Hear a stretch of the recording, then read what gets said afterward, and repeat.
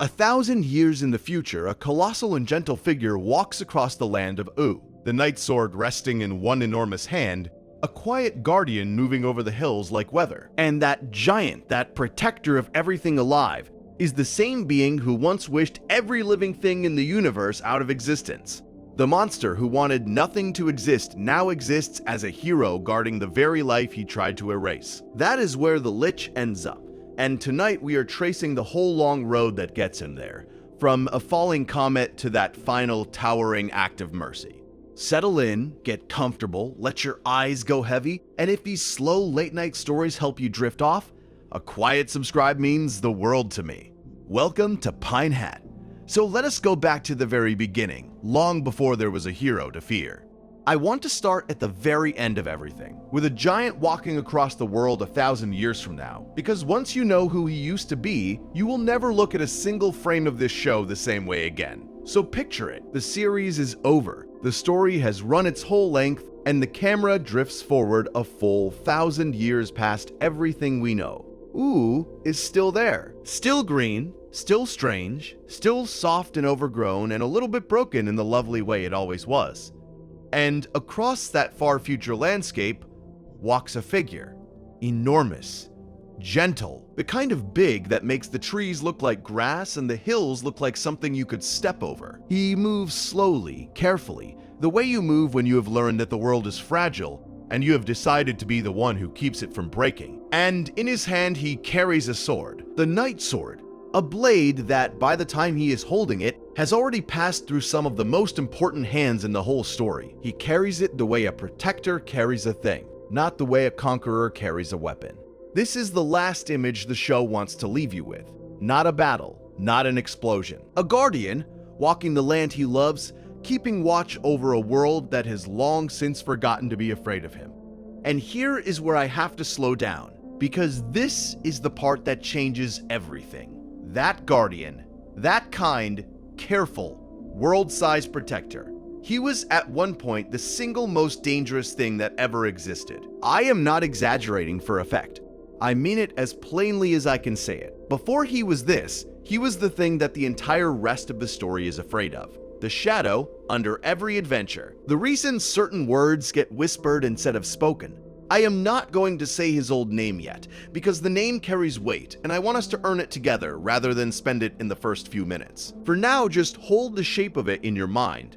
The thing now guarding all life used to be the thing that wanted all life gone, and not in a vague cartoon villain take over the kingdom way. I mean the literal, total, complete extinction of everything that breathes.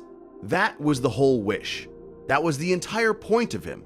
Not power, not a throne, just an ending. A clean, silent, finished world with nothing left alive to ruin the quiet. Sit with that gap for a second, because the show absolutely wants you to. The thing that now protects every living creature in U is the same thing that once tried to erase every living creature in U. And here is the detail that makes my chest tighten a little every time. He didn't just try. There is a version of events deep in this story where he actually got what he wanted, where the wish came true, the embodiment of death, getting his ending, and the world simply stopping.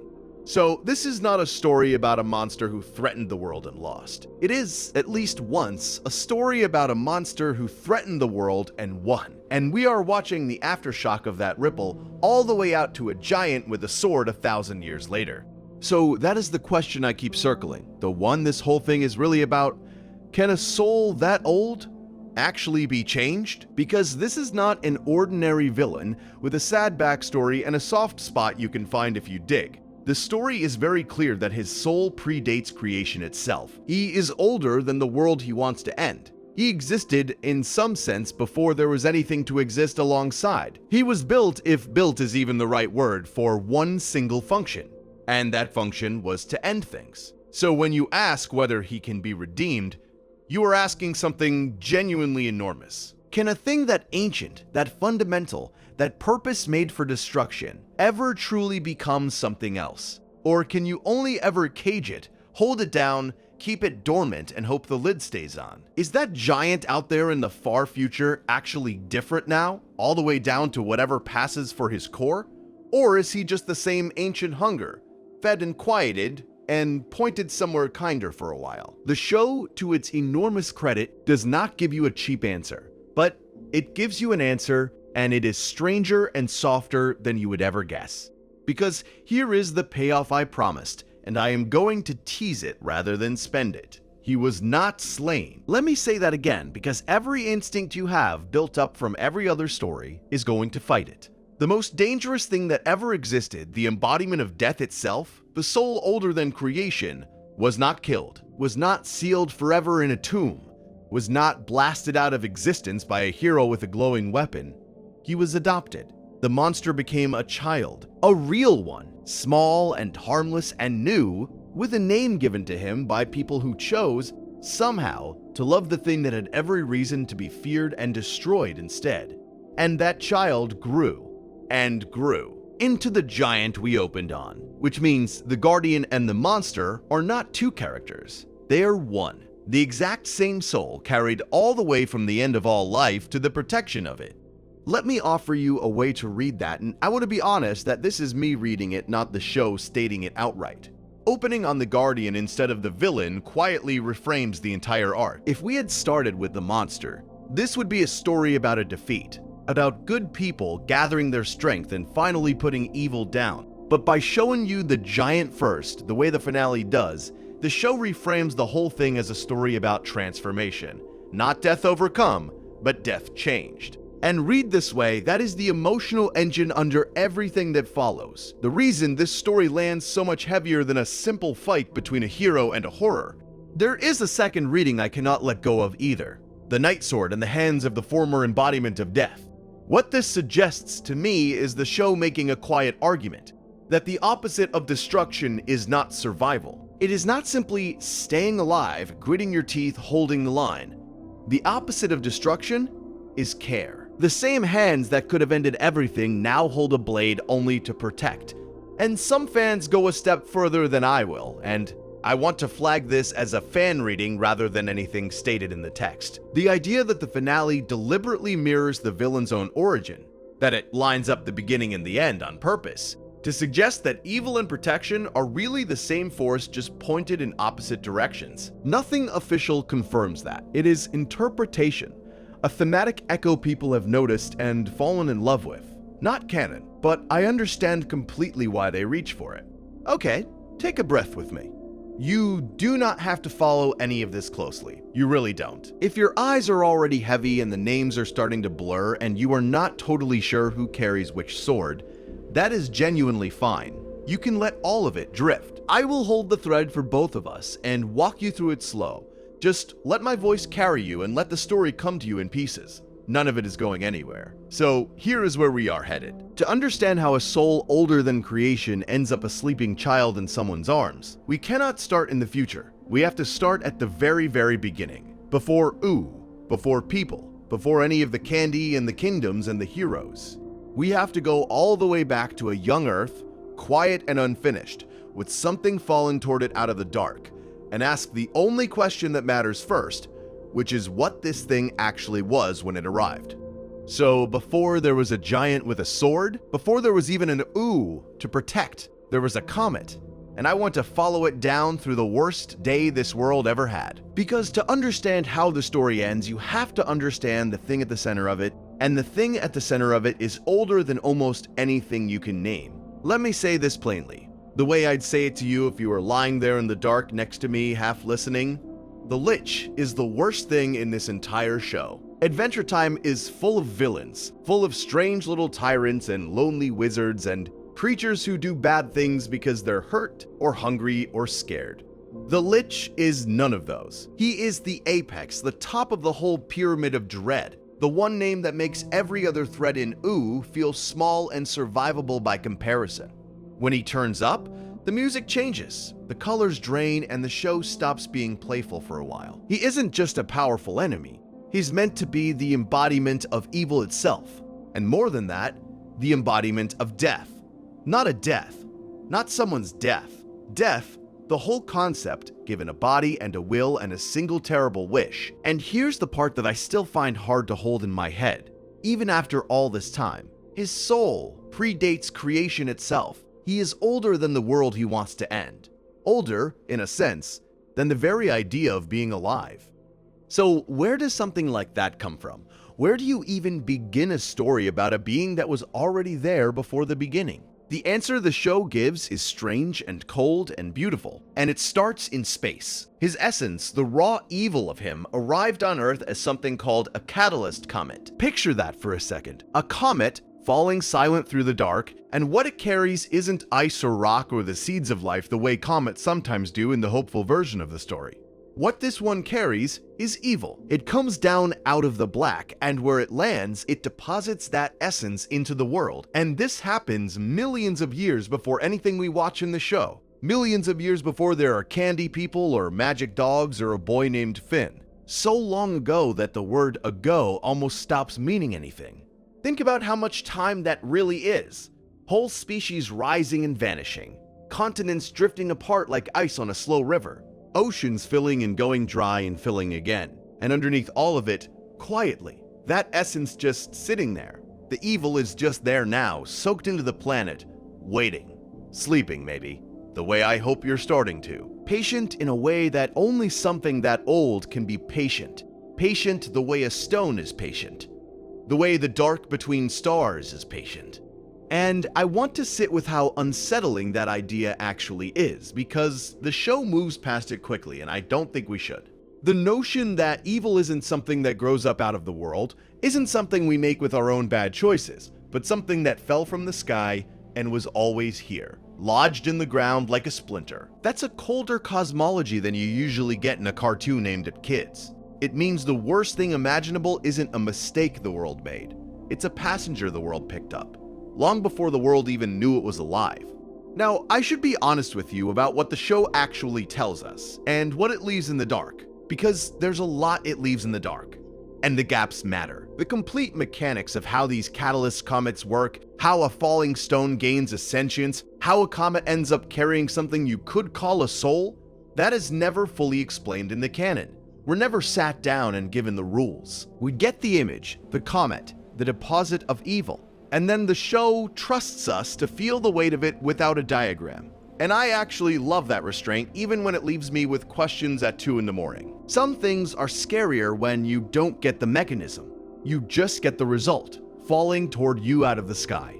There's also a piece that fans have spent a long time turning over, and I want to flag it clearly as a fan idea and not a fact, because the line between the two is exactly the kind of thing that matters in a story like this. Much later, the show gives us a glimpse of the extinction of the dinosaurs, that ancient catastrophe tied to a comet of its own. And a lot of people have looked at that and at the comet that made the Lich and quietly drawn a line between them, wondering if it's the same kind of object, the same cosmic delivery system for endings, coming around again and again across the ages. It's a gorgeous theory. It would mean the thing that ended the dinosaurs and the thing that became the Lich are cousins, or maybe the very same engine of death taking another lap. But nothing in the dialogue ever confirms that.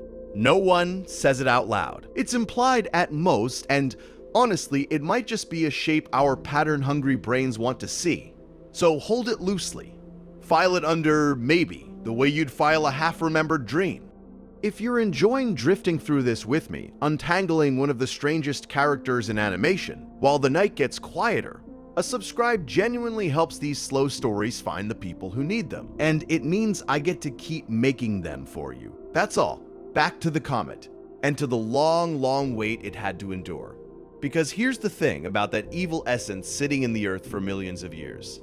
It didn't have a body. It was potential, not presence. A loaded weapon with no hand to fire it. And for the longest time, nothing happened.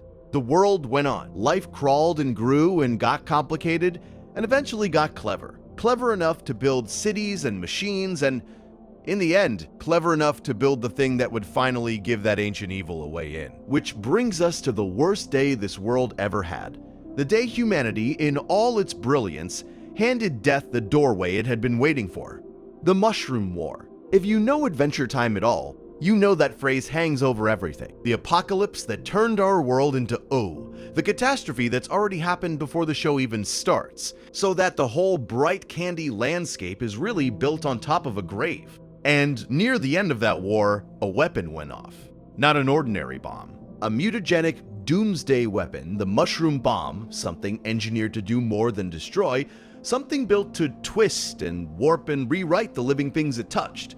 And when it detonated, it didn't make the mushroom cloud you might be picturing. I need you to really see this one, because it's one of the eeriest images the show ever gave us. And it's the kind of thing that stays behind your eyes in the dark.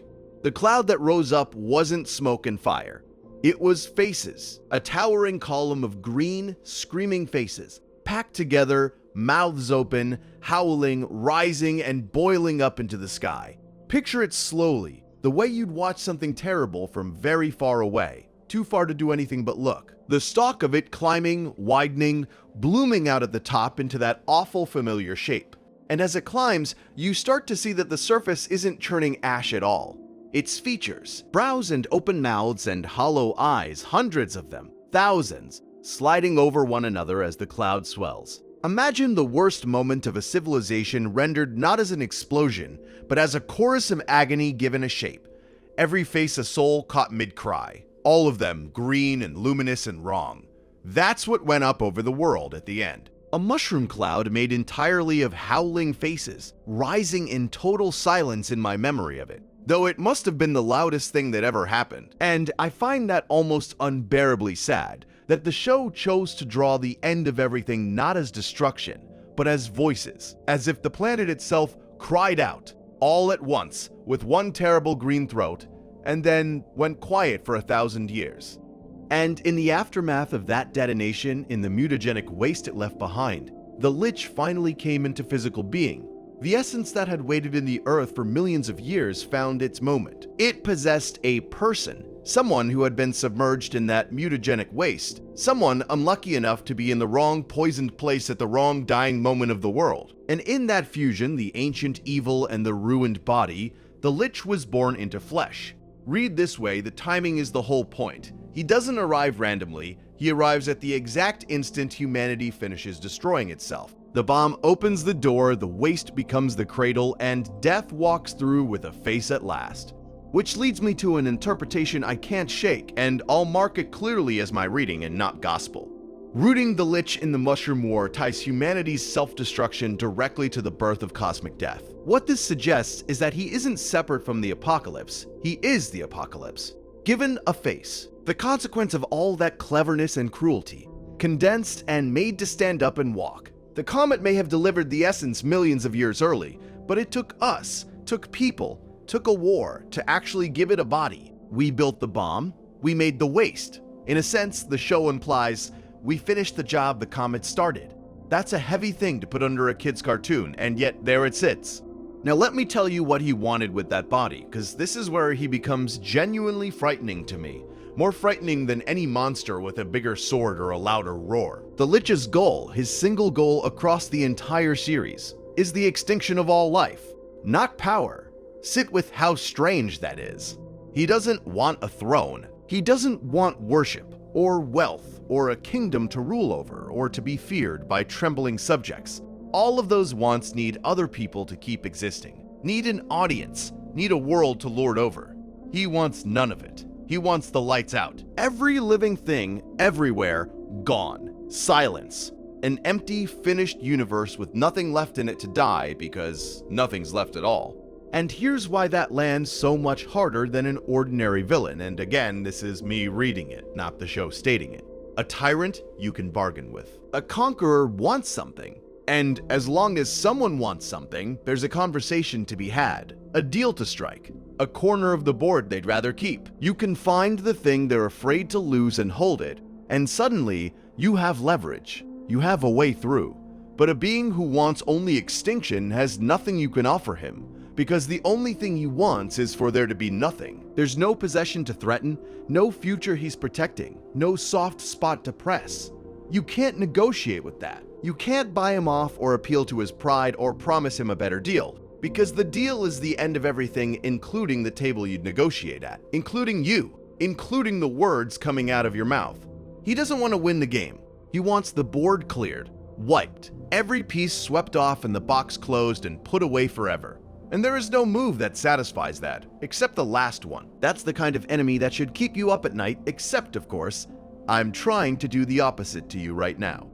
There's one more thread I want to lay down before we move on. Gently, because the show plays it gently too, at first. For something that only wants emptiness, the Lich's hunger for ending things can feel oddly, almost reverent. There's a quality to it that edges past appetite and into something like devotion, as if extinction weren't just a goal but a kind of worship, a faith he keeps. And that's a strange word to use for a creature of pure death, devotion, worship. It implies there's something he's devoted to, something he serves, something the ending is for.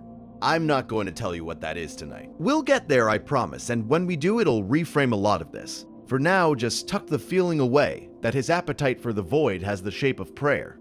And before I let us drift on, I want to step outside the story for just a moment, because it's worth remembering what we're actually talking about here. A children's cartoon full of rainbows and talking food and a boy and his dog looked at the menu of possible villains and chose to build one whose soul predates creation itself, whose name even comes from old fantasy, where a lich is a magician who turns himself undead to cheat death and live forever, and whose horned, skeletal look is borrowed straight from the Horned King in Disney's old film from 1985, The Black Cauldron, a piece of nightmare fuel a lot of us met far too young. They poured all of that into a kids show, and then they handed his voice to Ron Perlman, who plays him with this low, unhurried gravel, calm in a way that's so much worse than shouting. Think about that choice for a second. The easy version of pure evil is loud.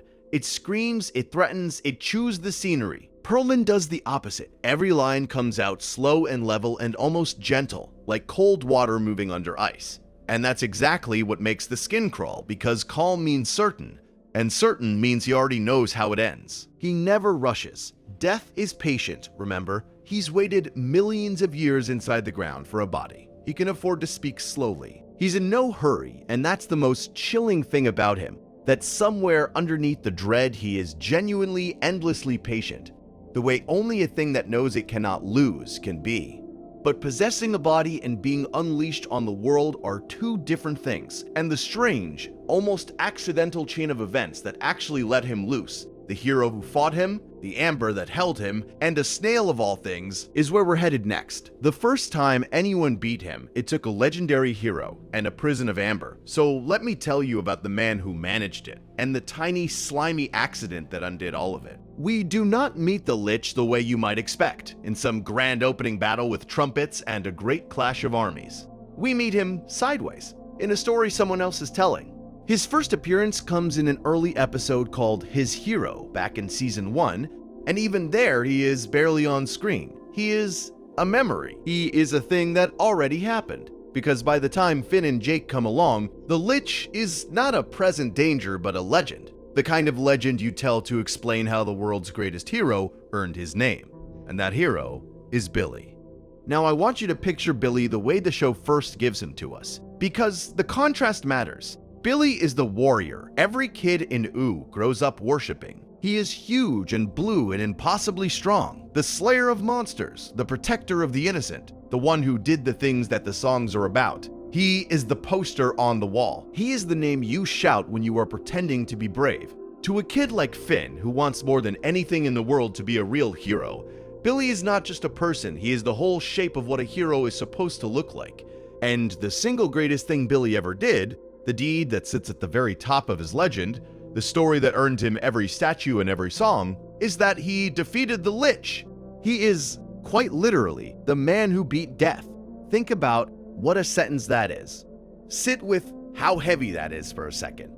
Death itself walked into the world, this ancient soul that wanted everything to stop breathing, every heartbeat in the universe to fall silent at once, and one mortal man, one ordinary breakable creature with a gauntlet on his fist, stood in front of all that ending and won. Not a god, not another cosmic force. A guy, a big blue guy with a sense of justice and a weapon and the nerve to stand his ground. That is the legend Ooh is built on, and it is the legend that is hanging over everything by the time our story properly begins. And here is the image the show gives us for that victory, the one that becomes the whole foundation of the legend. Billy cast the Lich down. He kicked the Lich's face into a tower. I want you to actually see it, because it is such a strange and physical and almost cartoonish picture for something so enormous. There is the Lich, this skeletal embodiment of annihilation. And there is Billy, and Billy simply rears back and kicks him, drives his face into a tower, a single brutal heroic blow. And in that moment of defeat, the Lich was sealed away, trapped inside amber. Hardened, golden, ancient amber, the kind of thing you find a prehistoric insect frozen inside of. A mosquito from 100 million years ago, suspended forever in mid-motion, wings still half open, going nowhere. That is how they stopped the embodiment of death. Not by killing it, because how on earth do you kill death? You cannot. That is the one thing in the universe that does not die. So instead, they froze it in place. They paused it. They took the oldest hungry thing in existence and pressed it like a flower between two heavy pages and closed the book and said, "Stay there. Stay there and do not move. We will all just agree not to open this again." I love that image, honestly, and I think you are meant to. Sit with it for a second. A monster made of pure ending, the literal will toward extinction, and the heroes of the world cannot destroy it. So they encase it in something beautiful and golden and still. Read this way, the amber is a fairy tale solution to an unfairy tale problem. It is the picture book version of dealing with death. You cannot defeat the thing, so you suspend it, you put it to sleep, you make it pretty, and you walk away and you let the centuries pass. The show implies something quietly devastating with that choice, I think. Trapping cosmic death in amber is evil paused, not evil destroyed. It is the comforting lie we tell at the edge of every grave, that if we just hold very still and do not look directly at it, the ending will hold still too. But amber cracks. That is the thing about amber. It looks permanent, and it is not. And the moment the show chooses to crack it tells you everything about what kind of story Adventure Time really is underneath the candy colors. So jump forward with me to an episode called Mortal Folly, near the end of Season 2.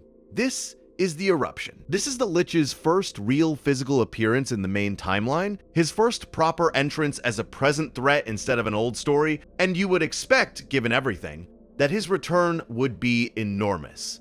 You would expect the sky to split. You would expect his escape to be earned by some terrible cosmic event, an eclipse, a war, a ritual gone wrong, something the size of him, and instead, it is a snail.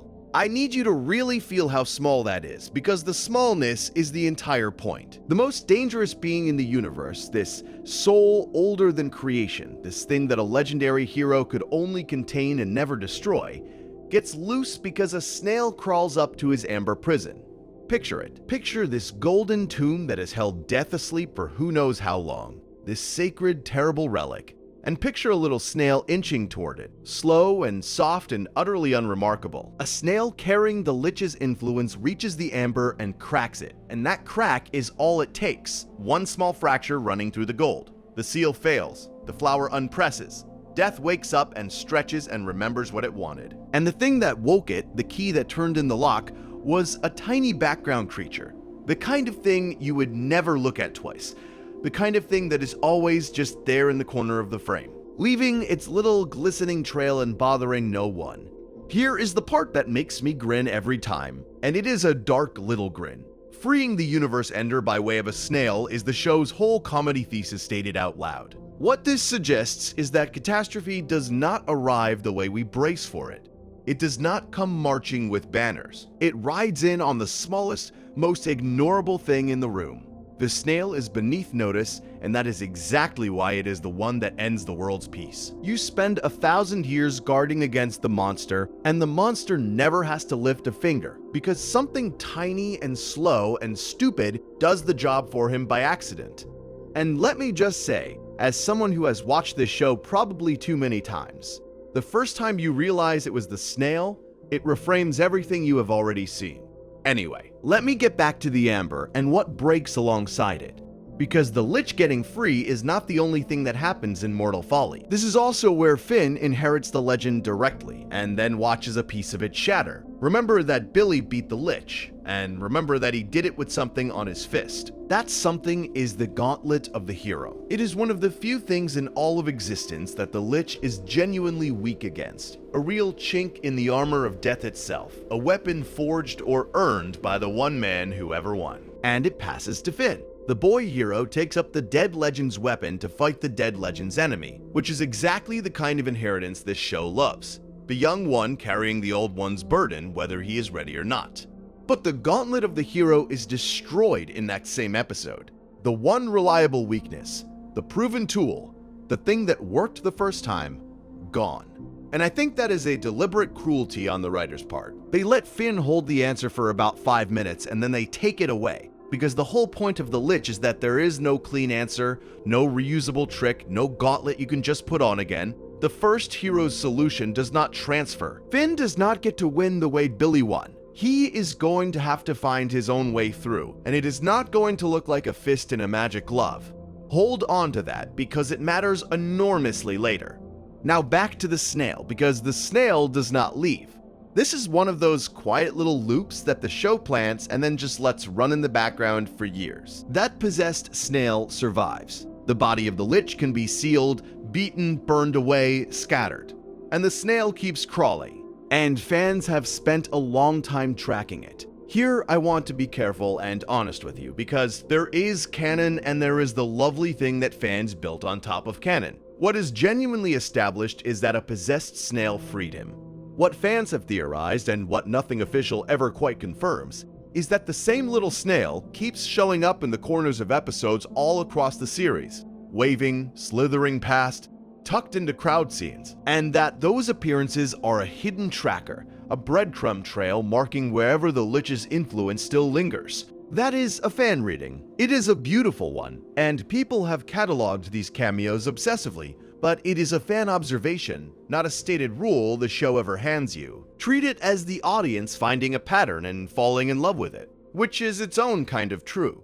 But even just sticking to what we know for certain, the snail tells you something about how this creature works. The host keeps surviving when the body does not. Let that sit, the vessel outlives the form. And that is the doorway into the single most important idea about the Lich, the one that every later chapter of his story turns on. He never really has a body of his own. Think about it. Go back through everything we have touched tonight, and you will notice he is always wearing someone. He works through a snail. Later, and this one is so dark it almost stops your breath, he wears Billy himself, the very hero who beat him. He climbs inside the corpse of his greatest enemy and walks around in it as a disguise, using the body of the one man who ever defeated him as a costume. A mask made of his conqueror. That is about as cruel and as poetic as this show ever gets, and we will get there, do not worry. He gets inside Princess Bubblegum, and much further down the road, his essence comes to rest dormant inside a being called Sweet Pea. Count them with me. A snail, a hero's corpse, a princess, a child, 4 hosts, 4 utterly different vessels, and not one of them is him. The Lich is never the thing standing in front of you. He is the thing standing inside the thing in front of you. He is a passenger, a tenant, a hand inside a glove, a will that needs a vessel to act, a soul of pure ending that has no flesh to call its own and so must borrow yours, and yours, and yours. And the show implies, just by structuring him this way, that this is what death actually is. Not a figure with a scythe waiting at the door, but a thing that moves through the living, that wears them, that uses them and discards them and finds the next one. He is always the guest and never the house. That is why you can never quite kill him by destroying a body, because the body was never him. Burn the snail, shatter the corpse, cure the princess, and the will just goes looking for somewhere new to live. Which is exactly the horror we are about to walk straight into. The first time he gets inside someone we love, and the only way out is a sweater. It is one thing to fight a monster in the dark. It is another thing entirely to watch that monster climb inside someone you love and start wearing her like a coat. So let me take you into the night the Candy Kingdom lost its princess, because this is where the story of the Lich stops being a story about a faraway evil in a cave and becomes something much closer, much warmer, and much harder to look at. Here is where we are. Finn has just done the impossible. In the episode where he finally faces the Lich head-on, he destroys the creature's physical body. The skeletal thing, the green fire, the ancient soul that wanted nothing but the quiet end of everything. All of it seems to come apart, and for one breath, you think it is over. You think the boy hero won, the way boy heroes are supposed to win, and that we can all go home and sleep. But the Lich is not a body. He never was. The body was just the shape Death happened to be wearing that week. And when the body breaks, the thing inside it goes looking for a new one. It finds Princess Bubblegum. I want to slow all the way down here, because this is one of the most genuinely unsettling things this gentle little show ever did. And if you are drifting off right now, I want you to drift off knowing exactly how strange and brave it was. In the next episode, called Mortal Recoil, the Lich's spirit takes Bubblegum's body. This is the warm pink center of the whole kingdom. She is the ruler, the scientist, the mother figure, the one who fixes things and bandages people and keeps the candy citizens from wandering off cliffs. She is the most stable, most loving presence in Finn's whole world. And the show hollows her out and lets Death move in. And it does not flinch from how wrong that is. Her voice comes out warped, low and rasping where it should be bright. Her body moves in ways a person's body should not move. The eyes are not her eyes anymore. She is still standing there in the shape of the princess everyone trusts, still recognizable, still the same pink figure they would run toward for help. And that is precisely what makes it so awful. Death did not arrive as a stranger. It arrived wearing the face of the one person you would never think to fear.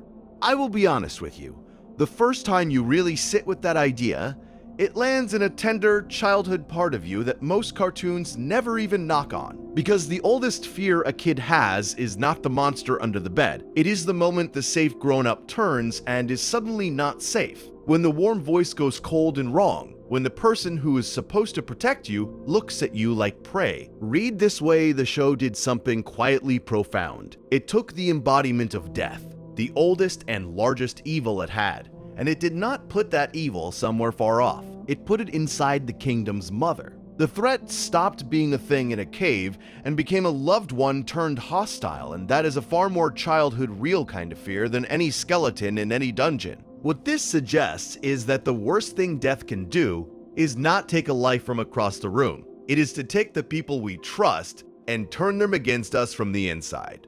So now Finn has an impossible problem. You cannot just swing a sword at the Lich anymore because the Lich is wearing the princess, and underneath all that wrongness, she is still in there. To kill the monster the simple way would be to kill her too. The whole logic of being a hero, hit the bad thing until it stops, completely falls apart because the bad thing is now hiding inside the good thing, and a sword does not know the difference. What happens is a fight to force the essence out. Finn and his friends have to drive the Lich's spirit out of Bubblegum's body without destroying the body that is keeping it contained. And eventually, they succeed in pushing that spirit back into the snail. You may remember the snail from earlier, the small, ordinary creature the Liches will keep slipping into. The little background animal that waves in scene after scene with that faint green wrongness in its eye. The spirit gets driven out of the princess and back down into that tiny shell, shrunk from a kingdom-ending horror back into something that fits in the palm of your hand. The death that filled a ruler gets crammed back into a snail.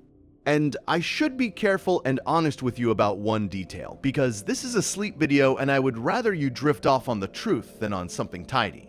The accounts of exactly how that defeat goes do not perfectly agree. In some tellings, the Ice King has a hand in it, that strange, lonely figure lending help in the moment the Lich is forced out. I am flagging that softly because the sources themselves disagree on it, and I am not going to pretend to certainty the record does not have. What every version agrees on is the shape of it. Death gets evicted from the princess and stuffed back into the snail. The how wobbles. The what holds. Now I want to pull on a thread that runs underneath all of this, because it is the thread the entire show is secretly knit from, and it is the most beautiful idea in the whole tangle. Cast your mind back to how Finn beat the Lich's body in the first place. He did not do it with a stronger sword or a bigger spell or some legendary weapon pulled from a tomb. He did it wearing a sweater that Princess Bubblegum made for him. And here is the part that I think about more than almost anything else in this show. That sweater was imbued with the power of liking someone a lot. That is the actual nature of the thing. Not a war enchantment, not a curse, not forbidden magic. It carries the power of one person caring about another person, knit right into the wool. And that sweater protected Finn from the Lich's flames, and then it became the very weapon he used against the creature. Let that settle for a second, because it deserves a quiet moment all to itself. The embodiment of death, a soul older than creation, a being whose single wish across all of time was the extinction of every living thing. And the one thing that reliably hurts it is a sweater somebody made because they like to kid a lot. Affection. Plain, unglamorous, warm affection, the feeling you have for a friend at 2 in the morning. The feeling that makes someone knit you something so the cold does not get you. That is the anti-death weapon. That is what burns the thing that wants to burn everything.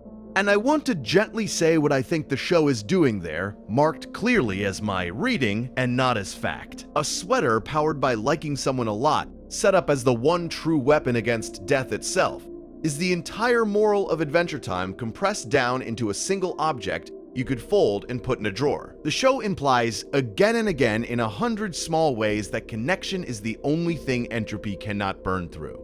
Everything else decays. Bodies break, kingdoms fall, the world already ended once before any of this began. But the warmth between two people, the simple fact of liking someone a lot, that is the one flame the great cold cannot put out, and the one heat that can actually push death back. The strongest force in the universe of this candy-colored cartoon is not a weapon. It is the feeling behind a homemade gift.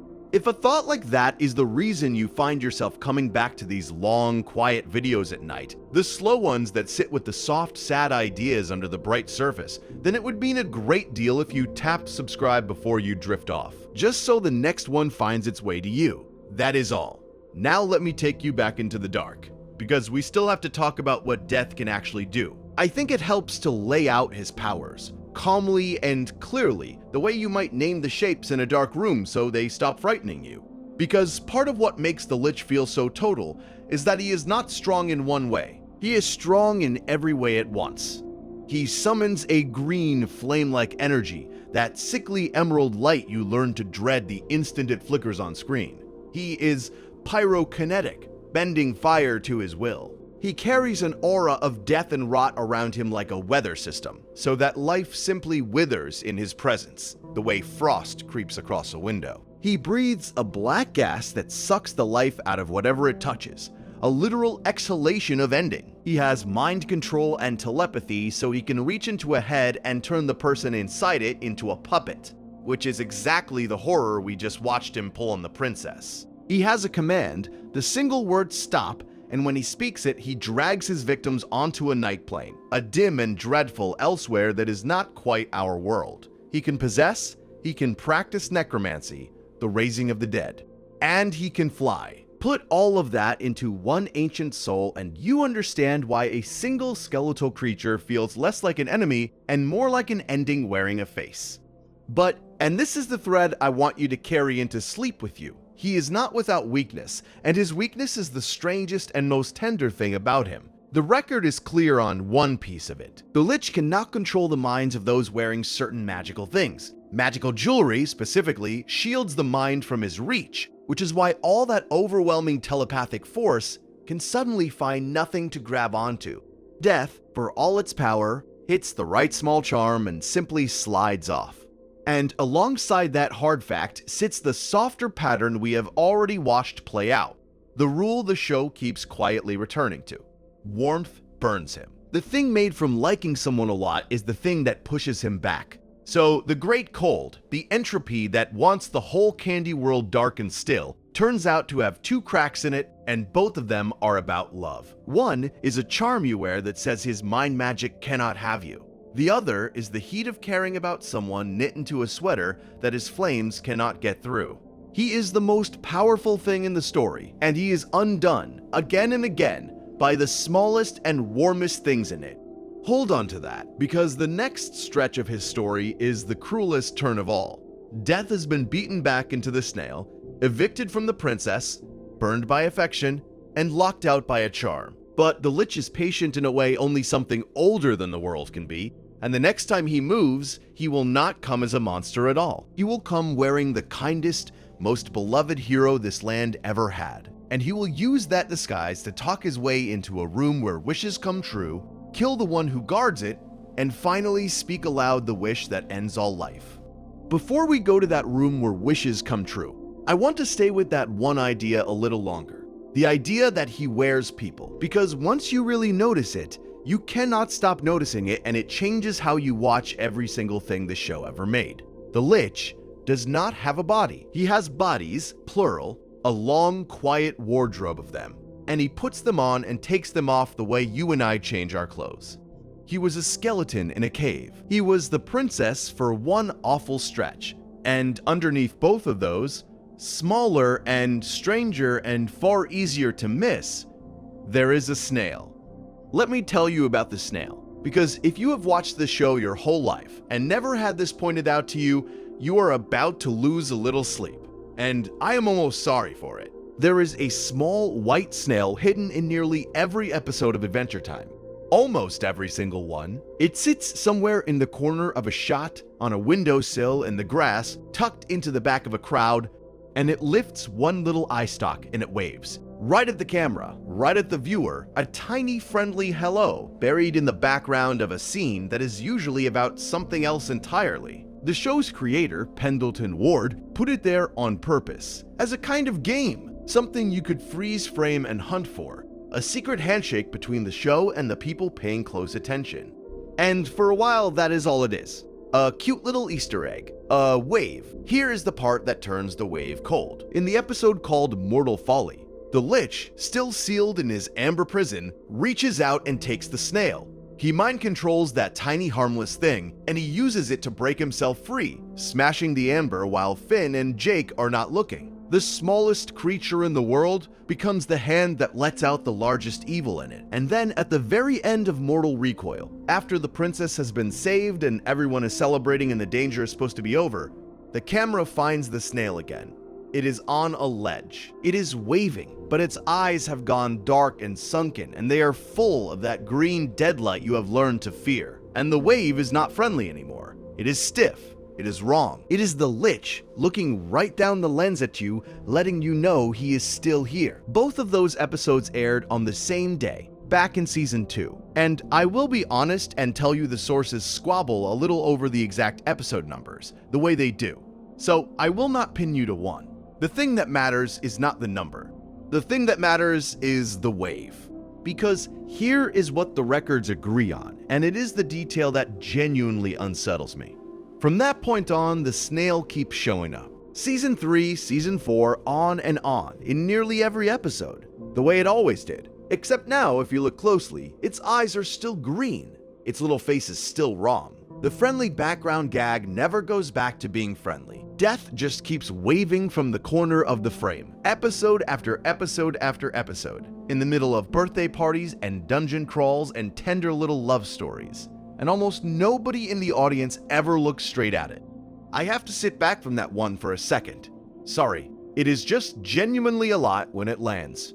You grow up with this bright candy-colored show about a boy and his dog, and the whole time, hidden in the wallpaper of it, there is a small smiling thing with dead green eyes waving hello, and it has been the embodiment of the end of everything the entire time. Let me say what I think that means. And let me be clear, this is my reading and not something the show ever stops to announce. I think the snail is the truest picture of the Lich in the whole series. Truer than the skeleton, truer than any of the big dramatic possessions.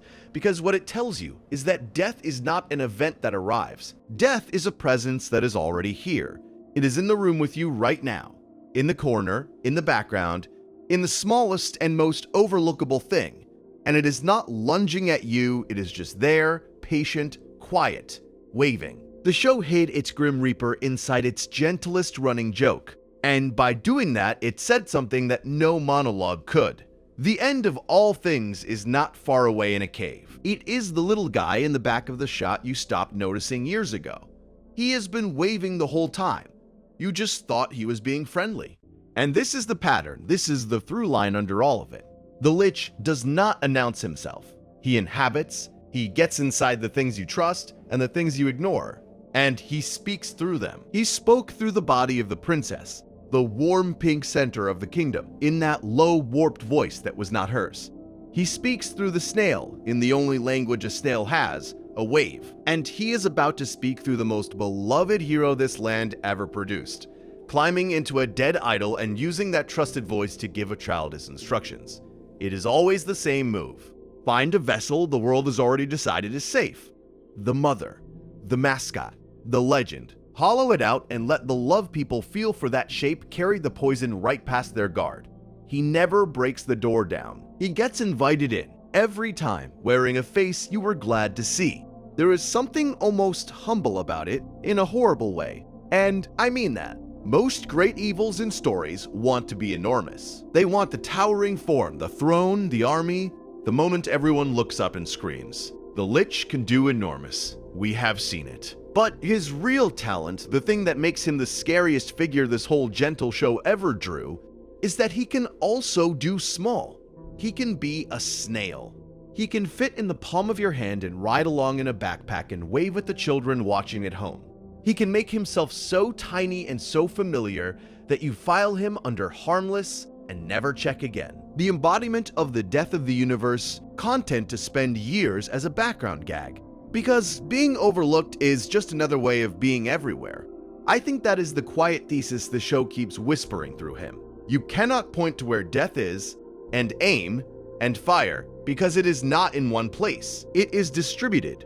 It is in the loved one and the joke and the legend all at once, wearing whatever the moment needs it to wear. And that is why nothing Finn does ever quite finishes it. You can break the body in the cave, you can drive the spirit out of the princess, but you cannot evict a thing that lives in everything, that has 100 costumes hanging ready, that is just as comfortable as a kingdom-ending horror, or as a snail on a windowsill. Knock him out of one shape and he is already wearing the next.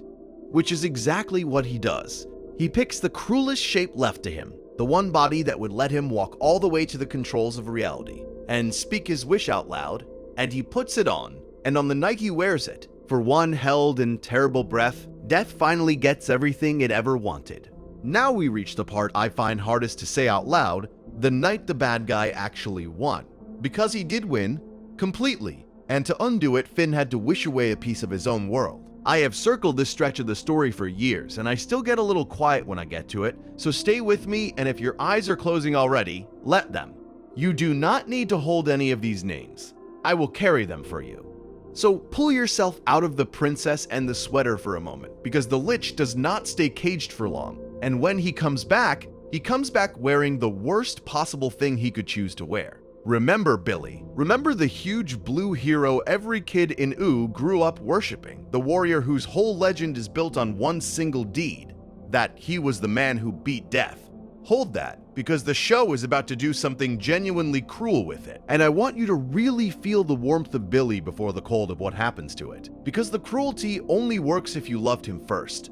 Billy was the safe one. In a world full of things that could eat you, he was the proof that some things could not. When a child in Ooo was afraid of the dark, Billy was the name you reached for, the giant who had already gone into the worst of it and come back out the winner. He was a bedtime story with a happy ending. He was the idea stitched into the whole culture of that land that you could stand in front of the most terrible thing imaginable and not be unmade by it. That is who Finn thinks he is going to see, not just a strong ally, a childhood hero made flesh, the living answer to the question, can the bad thing be beaten? There is an episode in Season 4 simply called The Lich, and it is, for my money, one of the heaviest single half hours this cartoon ever made. And it opens by giving us Billy. The hero is back. Finn and Jake go to him the way you would go to a grandfather you trust completely. This towering, gentle figure they have idolized their entire lives. And Billy speaks to them softly and tells them what they need to do. And we believe him, because of course we believe him. He is Billy. He is the one who won. He is the proof that death can be beaten, walking around and giving you instructions in that calm, certain voice. Except it is not Billy. Not anymore. The thing wearing that big blue body, the thing speaking through that beloved face, is the Lich. He has gotten inside the corpse of the very hero who once defeated him, and he is walking around in it like a coat, using the most trusted figure in Finn's whole world to give Finn his orders. And Finn does not know. That is the part that turns my stomach a little every time. Finn is taking his marching orders, with total faith, from the hollowed out skin of his dead idol.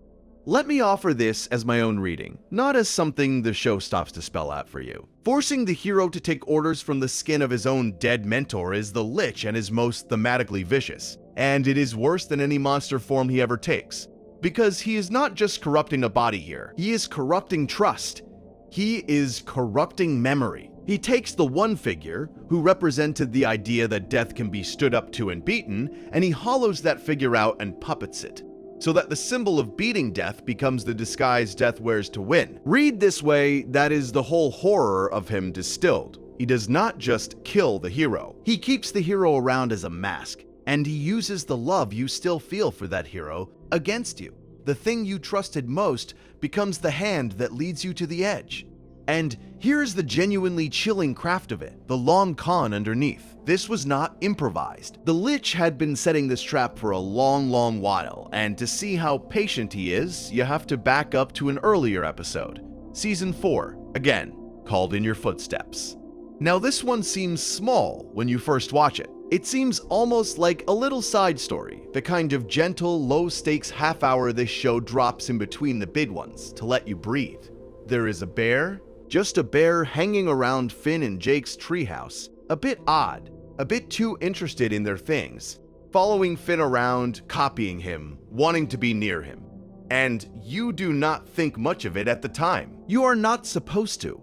The whole episode is built so that you read the bear as harmless, maybe a little annoying, maybe a little sweet, a hanger-on who wants to be like the hero. That is the trick the writing is playing on you and on Finn at the very same time. But that bear is the Lich's instrument. The whole quiet point of that episode, the thing you only fully understand much later, is that the Lich arranges through that bear to trick Finn out of one specific object, the Enchiridion. And I need you to understand why that book matters so much. Because if you have drifted off and missed every other detail tonight, this is the one to hold. The Enchiridion is not just a hero's handbook full of advice. It is a key. Inside it, hidden in its construction, is the way through. It is the thing that can open a path toward the time room, toward a being called Prismo, toward the deepest machinery of reality itself. So when the Lich uses a bear to quietly lift that book out of Finn's hands, he is not stealing a keepsake. He is stealing the door. He is taking the one object that lets him walk out of his own world and into the place where wishes get made. And Finn hands it over without ever knowing what he has just given away. Because it is just a bear, and the bear seemed friendly. And who suspects a bear? That is the patience of this thing. That is what makes him so much scarier than a villain who just smashes through the front gate. He plays the long game across episodes. He plants a bear in one story and wears a dead hero in another, and only when you line them up do you realize they were the same plan all along. Two slow moves on a board he had been studying for ages. Death is not in a hurry. Death can wait. Death will set the bear loose now and collect the world later. And I think that is the quietest, most unsettling thing about how this show draws him. Most villains want you to know they are winning. They monologue, they gloat, they need the hero to watch. The Lich does the opposite. He hides inside the gentlest, most overlookable pieces of the world. A friendly bear, a trusted face, and he lets you keep feeling safe right up until the moment the trap closes. Nothing about the bear episode feels like a turning point while you are in it. There is no music swelling to tell you something terrible is being set in motion. It just feels like a small, slightly sad little story about a creature who wanted to belong. The dread is all retroactive. It only arrives later, when you look back and understand that the world was already being quietly undone while everyone, including you, was looking the other way. So now he has the book, and he has the disguise, and in the Lich he uses the trust of Finn and Jake to start collecting what he needs. Gems. He sends them out to gather these gems, framing it the way Billy would frame a noble quest, and the boys do it gladly because they think they are helping their hero save the world. And that is the detail I keep snagging on. They are not tricked into something they hate. They are proud. They think they have been chosen. Their idol came back from legend and handed them a mission, and they go off to do it with their chests out the way you would if the person you admired most in the world finally trusted you with something that mattered. There is a terrible innocence to it. They think they are the good guys on an errand of mercy, and every gem they bring back is another piece slotting into the machine that will open the way. They are building his door for him with their own hands, smiling while they do it, glad to help, glad to be useful to the dead thing wearing their hero's face.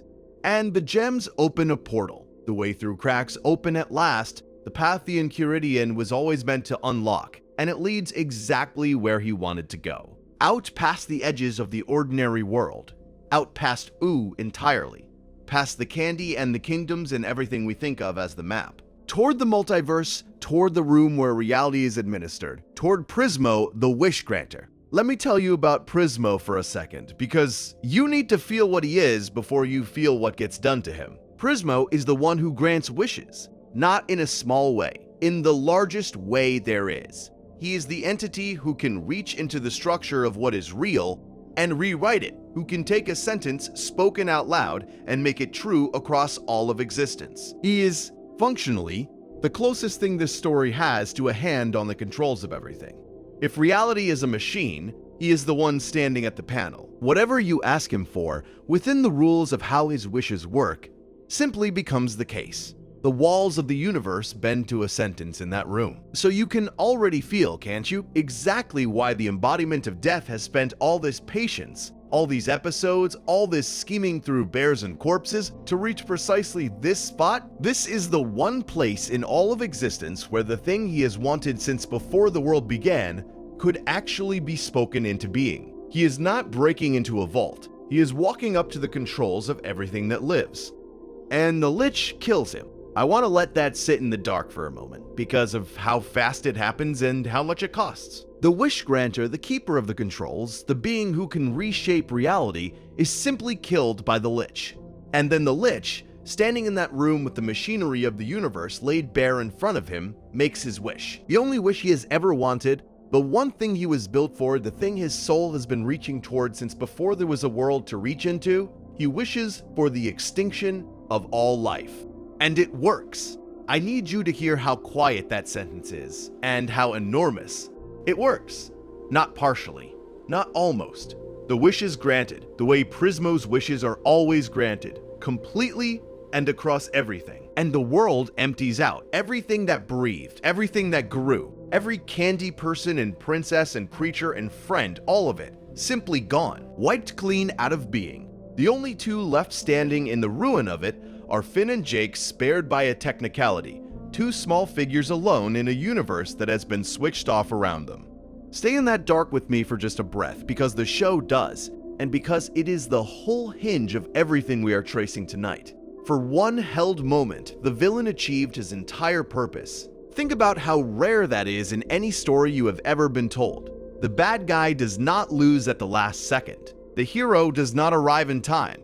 There is no clever reversal, no power of friendship surging up to slap the wish out of the air. The Lich wanted the universe empty, and the universe is empty. The oldest hunger in creation finally got fed, and what it tasted was silence. Complete, finished, total silence. The thing wanted an ending, and it got the ending, and for that one suspended heartbeat, the story of all life in Ooh is simply over, with the embodiment of death standing victorious in the quiet he always craved. And remember everything we know about who he is, because it makes that silence land even heavier. This is a soul older than creation, a thing built for one function and one function only, the ending of all things. Every other beat of his story has been him reaching toward this through amber and snails and borrowed bodies, across 1,000 years of patience.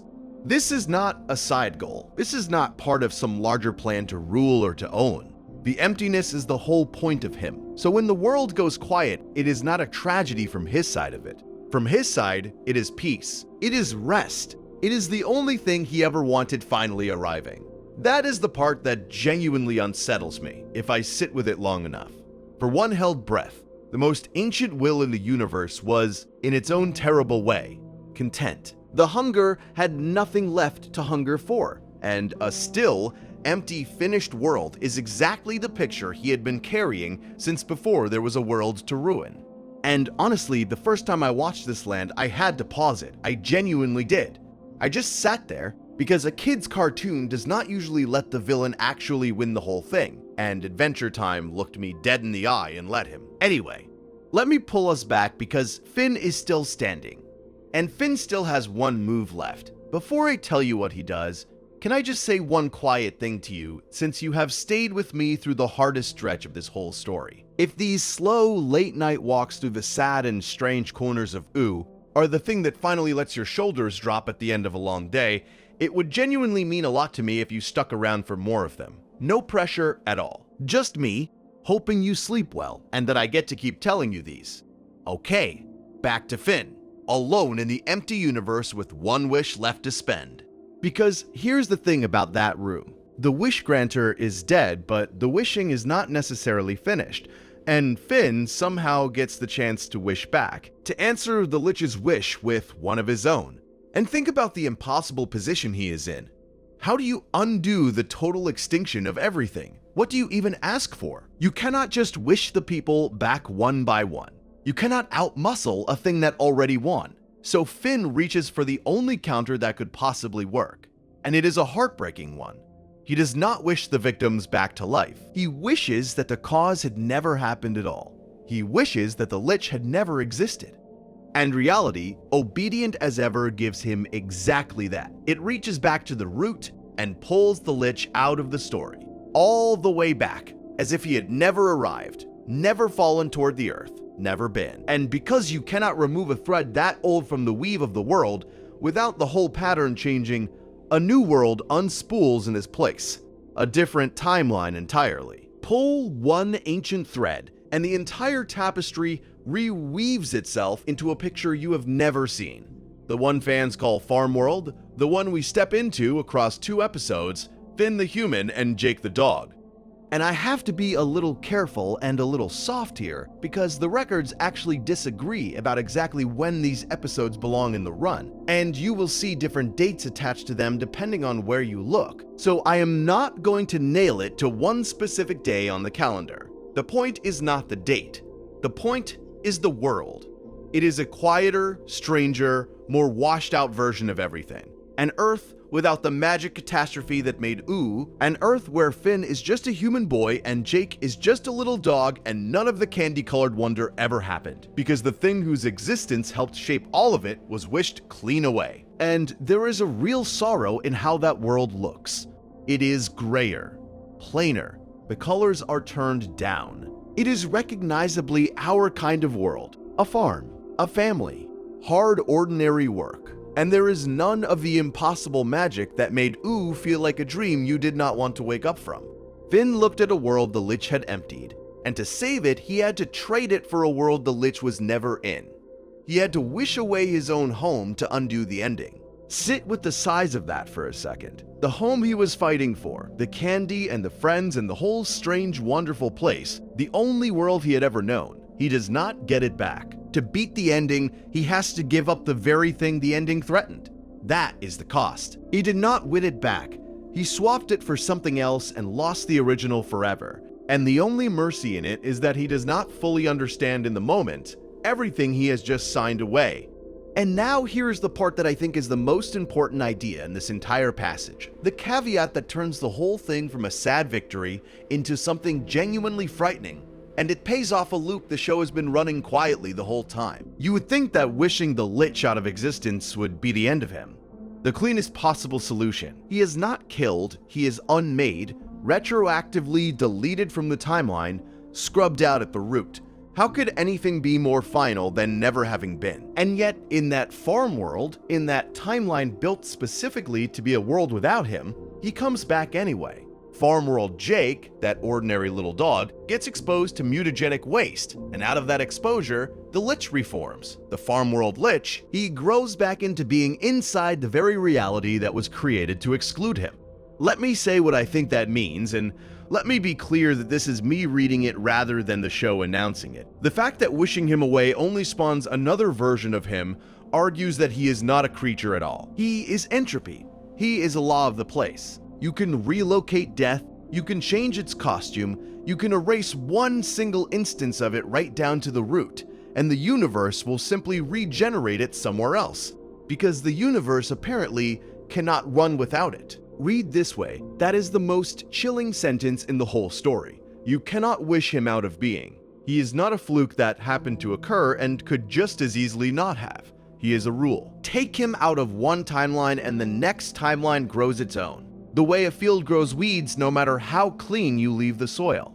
And think about what that does to the meaning of Finn's wish. He reached for the most absolute solution any story has ever offered him. Total erasure at the root, the thing that should have been more final than killing, and the universe answered by quietly growing a fresh one in the new soil. Like nothing had been removed at all. It is the difference between pulling out a single weed and trying to wish away the very idea of weeds. The idea grows back. The function reasserts itself.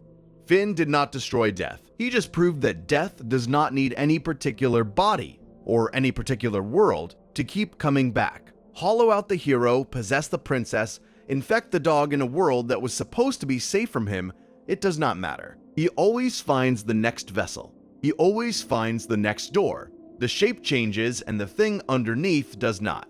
And I want to be honest with you about the edge of what we actually know here, because the show does not hand you the full mechanism. Exactly how the Lich's consciousness survives this, how it persists and reseeds itself across separate dimensions and separate timelines, is never fully explained in canon.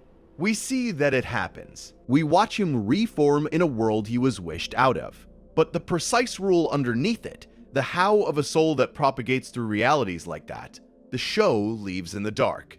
Fans have built their theories, and they are good ones, but nothing official ever quite lays the machinery bare. So we are left with the observation and not the explanation, which honestly might be the more unsettling place to be left. So that is where The Night the Villain Won leaves us, with a hero who had to wish away his own world, and a death that grew back anyway in the world he fled to. The Lich cannot be killed, cannot be sealed forever, cannot even be wished out of having ever been, which leaves one last impossible question hanging over everything still to come. If you cannot destroy him, and you cannot unmake him, then what on earth do you do with him? And that question is exactly where we are going next. Into the healing blood, and the baby, and the gentle, terrifying way the evil finally gets carried inside something new. Here is the moment the whole story turns on, and it isn't a sword blow or a spell or some final desperate stand at the edge of the world.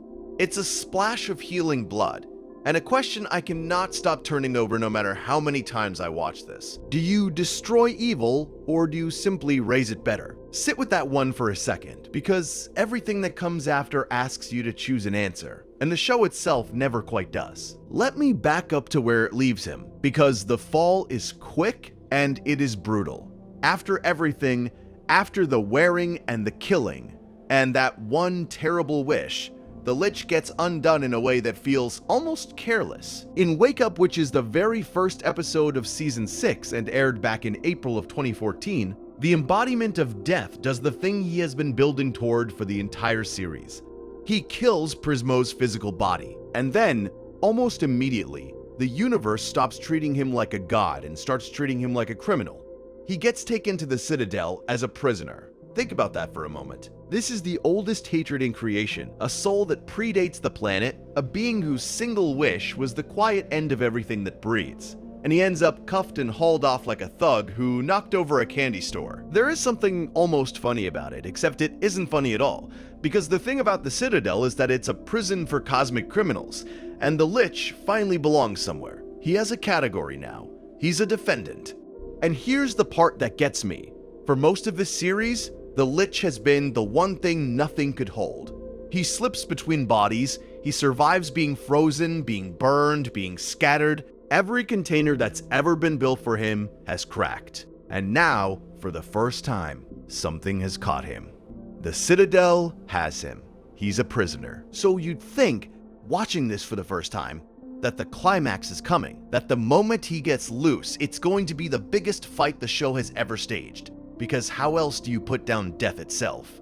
That is not what happens. That is so far from what happens that I remember the first time I saw it, I genuinely sat there blinking at the screen. In Escape from the Citadel, the second episode of that same season, also from that April of 2014, the whole thing comes apart. The Citadel breaks. There's blood in the picture now, and not just any blood. One of the Citadel's enormous guardians gets wounded, and its blood is healing blood. It's the kind of substance that mends what it touches. And in the chaos, Finn ends up splashing the Lich with it, with healing blood. Now stop and think about what should happen there. The Lich is death. He is anti-life. He is, in the most literal sense the show can manage. the opposite of healing. So when you pour the purest healing in the universe over the purest death in the universe, what do you get? Logically, maybe nothing. Maybe a fizzle, canceling out, two absolutes shrugging at each other. Or maybe an explosion. Maybe the most violent reaction imaginable. What you get instead is a baby. I'm serious. The healing blood doesn't kill him because you can't really heal something into death. That's a contradiction. What it does is heal him all the way back. It unmakes the corruption. It strips away every layer of hatred and decay and ancient grievance until what's left is the thing underneath all of it, which turns out to be something brand new and completely harmless. The embodiment of death becomes a giant baby, a huge, soft, blinking infant girdling there in the wreckage, with not one cruel thought left in his enormous head. The oldest evil in the universe, reset to zero, healed into infancy. Okay, I have to be honest with you for a second, because I think the show earns this, and I also think it's one of the strangest creative swings I'd ever watched a kid's cartoon take. They had death itself in a cage. They could have done anything, and the answer they reached for was, what if mercy doesn't punish evil? What if mercy erases the conditions that made it evil in the first place? What if you don't beat the monster, you cure him? And the cure is so total that he forgets he was ever a monster at all. That's a wild thing to put on television at whatever it was, 7 in the evening, and they just do it, and they move on like it's the most natural thing in the world. Read this way, the healing blood is the boldest theological move the entire series ever makes. The show implies with this one image that evil is not really an enemy you're meant to slay. It's a wound. It's something that went wrong and kept going wrong for so long that it hardened into a person-shaped hatred. And if it's a wound, then the right response was never the sword. The right response is healing. And what this suggests, the part that I find genuinely beautiful and a little unsettling, is that when you heal the oldest hatred in existence all the way down to its root, what you find waiting at the bottom is a child. Not a demon held in check, not a beast on a leash, a baby. Innocence is what's underneath the evil once you scrape off everything the evil was built out of. I don't know if I believe that about the real world, but the show believes it completely, and it asks you to sit with it. And then it does the tenderest thing it could possibly do with that baby. It gives him a home. The giant infant gets taken in. Tree Trunks and Mr. Pig, this gentle little elephant and her sweet pig husband, the softest, kindest couple in all of Ooo, the two beings least equipped to fight anything and most equipped to love something, they adopt him. They take this enormous foundling, this thing that was death a few minutes ago, and they raise him as their own. And they name him Sweet Pig Trunks, Sweet P for short.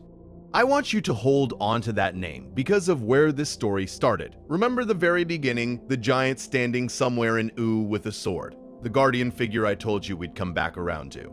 This is him, this baby, newborn, drooling, harmless, swaddled in the love of two people who couldn't hurt a fly. The giant with the sword and the giant baby being rocked to sleep by tree trunks are the same soul, just standing at opposite ends of a life. That whole loop I opened with, the giant we kept circling, it closes right here in this nursery with this absurd and gentle name, Sweet Pea, the thing that wanted to end all life, learning to be alive, starting over from zero with parents. If the show stopped there, it would be a fairy tale, a dark one sure, but a clean one. Death defeated by love, the monster reborn as a baby, raised happy. The end. And for a little while, that's exactly what it looks like. Sweet Pea grows. He's a good kid. He's loved. The horror seems genuinely over, but Adventure Time almost never lets you have the clean version, and here's the catch that keeps this from being a tidy little parable. In Gold Stars, which comes much later in that same season, episode 26, airing in January of 2015, we find out the truth. The Lich's evil essence didn't actually leave. It's still in there. It's still inside Sweet Pea. The healing didn't delete it, it put it to sleep. And in that episode, when the King of Ooo, this oily, grasping little conman, threatens Sweet Pea and pushes him into real distress, frightens him, corners him emotionally, something underneath the child stirs. For a moment, just a moment, the dormant Lich seizes control. The old hatred surfaces through the face of the little boy, and then it recedes again, back down into wherever it sleeps. Oh, that one chills me, because up until that scene, you let yourself believe it was finished. You let yourself believe in the fairy tale, and then the show quietly reaches over and reminds you that the oldest evil in the universe is not gone. It is asleep in the chest of a child. In a child who is loved, who is being raised right, who is by every visible measure a good and gentle kid. And it can wake up. It woke up, all it took was fear and pressure and someone cruel enough to apply them. Let me just sit in that for a moment, because I think it's one of the most quietly devastating ideas the whole series ever lands on. And it goes by so gently you could almost miss the weight of it. Here is a child raised with nothing but love, surrounded by kindness, given every soft thing a person could be given. And he carries the oldest evil in the universe asleep inside his chest. He didn't ask for it. He doesn't even know it's there. Not really. It came with him, baked into what he used to be, riding along underneath the healing. And if he is ever pushed hard enough, hurt deeply enough, frightened past some line, it could wake. The thing that wanted to end everything is sleeping inside the most innocent creature in O, and the only thing keeping it down is that nobody has scared him badly enough for long enough.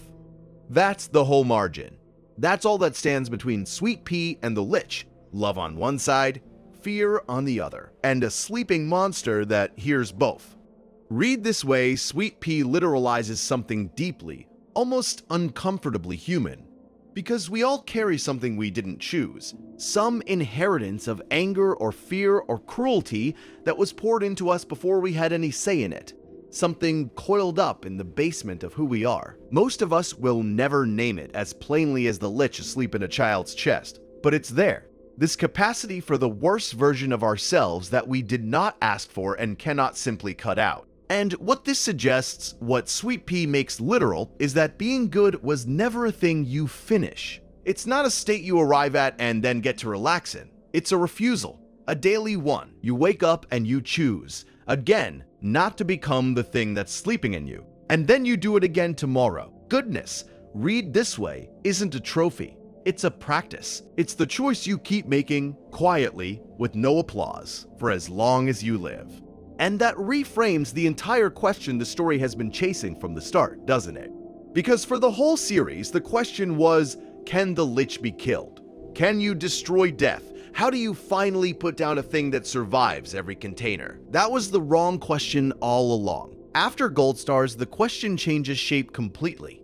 It's no longer, can the Lich be killed? He can't be, not really. The essence is right there proving it. Asleep but present, never destroyed, only quieted. The new question is harder and sadder and far more human.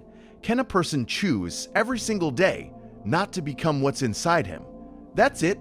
That's the test the whole thing has been building toward without telling you. Not a battle, a discipline, not a sword, a vow you have to keep renewing.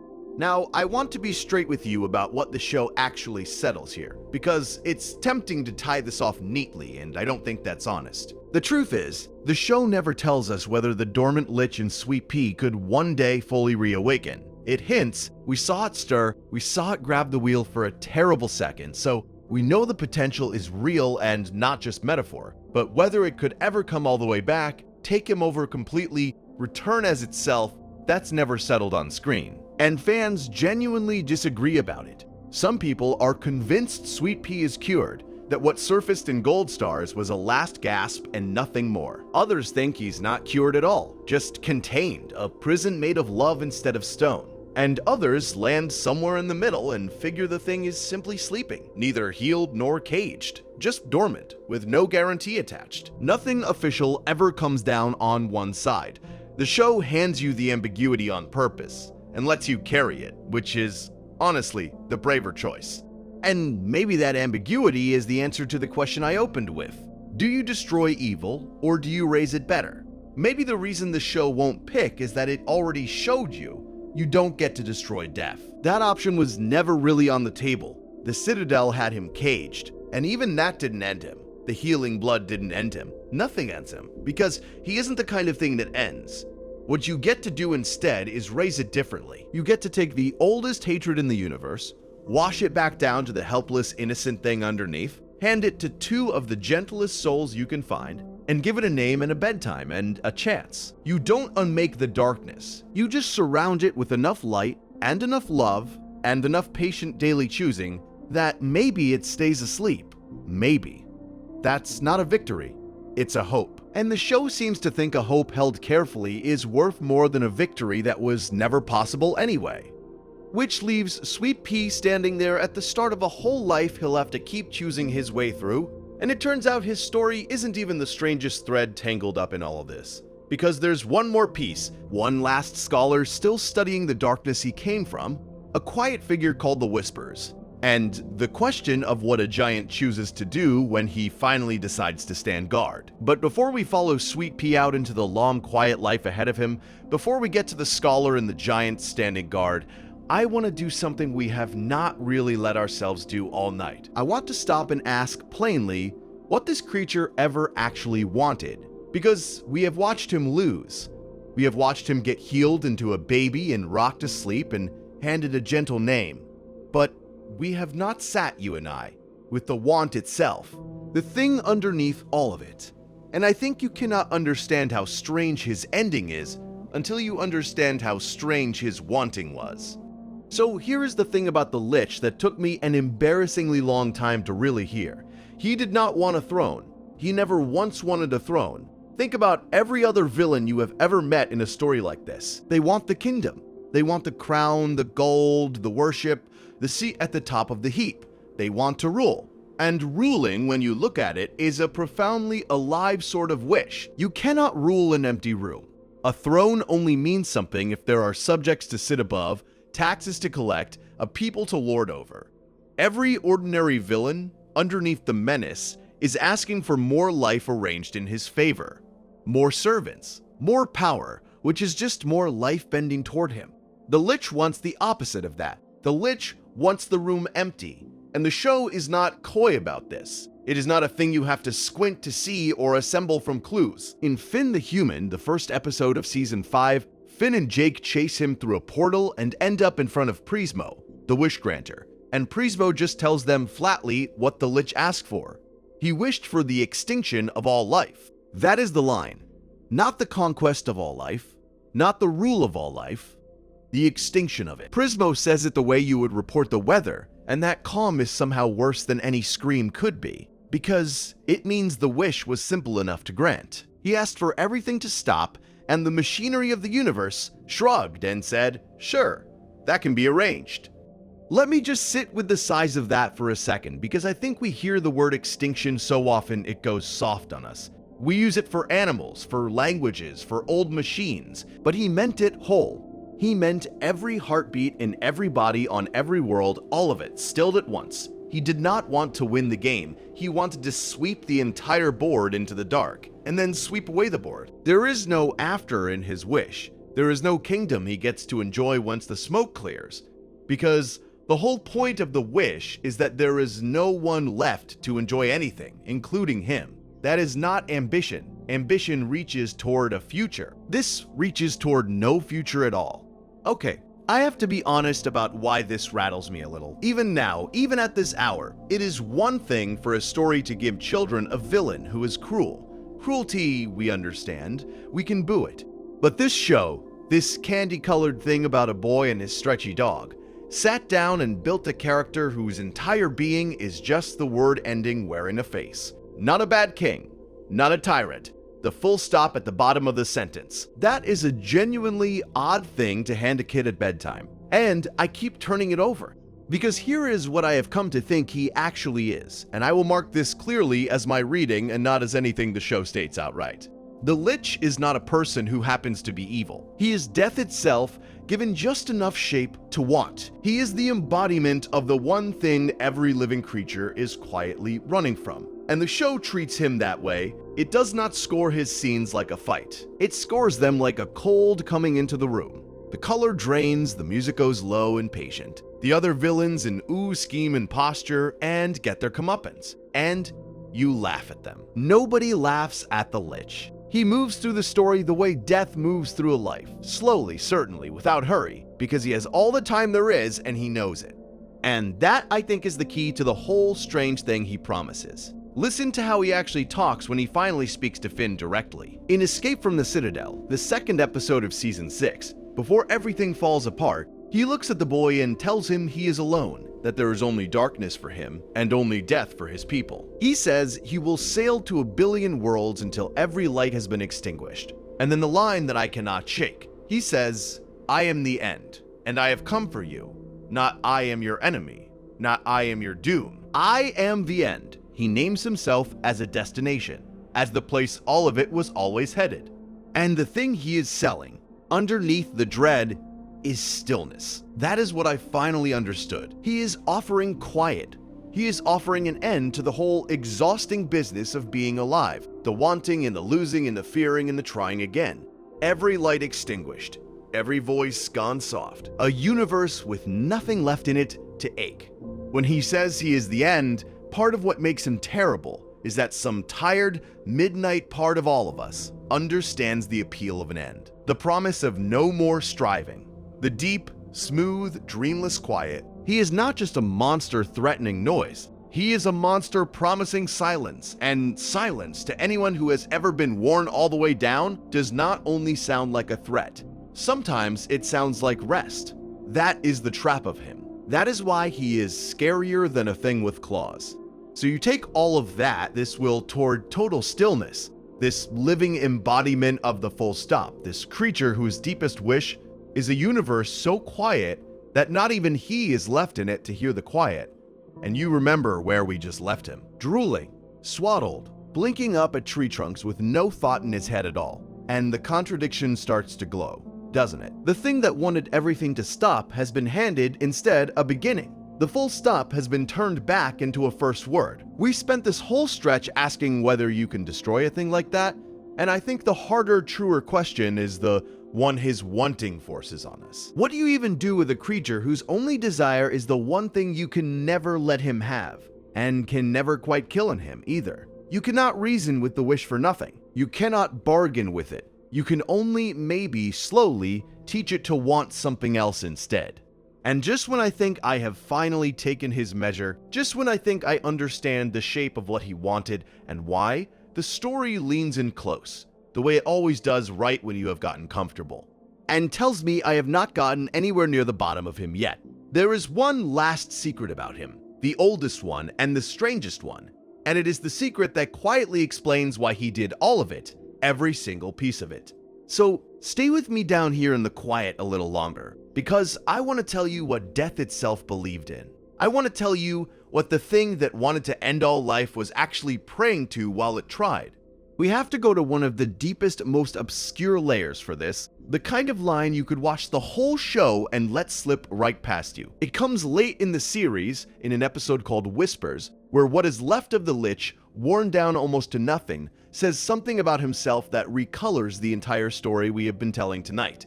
He calls himself the last scholar of Gulb. The last scholar of Gulb. Let that phrase hang in the dark for a second, because it is doing an enormous amount of work, and most of the work is happening underneath it. A scholar.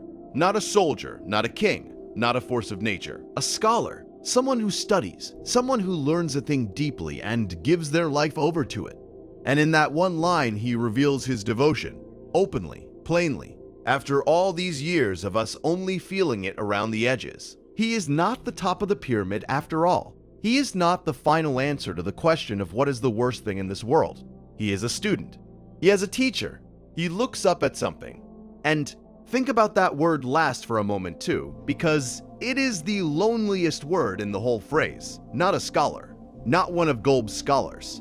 The last one, which means there were others once, a whole order of them maybe, others who studied this same chaos and kept this same faith, and somewhere across the long ages of the universe, every one of them fell away or died out or gave up, until only he was left. Picture that, the final believer of a forgotten faith, the last keeper of a fire everyone else let go cold, carrying the whole weight of a devotion that nobody alive even remembers the name of anymore. There is something almost unbearably solitary in it. This image of the most powerful and ancient evil in the world, as the last lonely monk of a dead religion.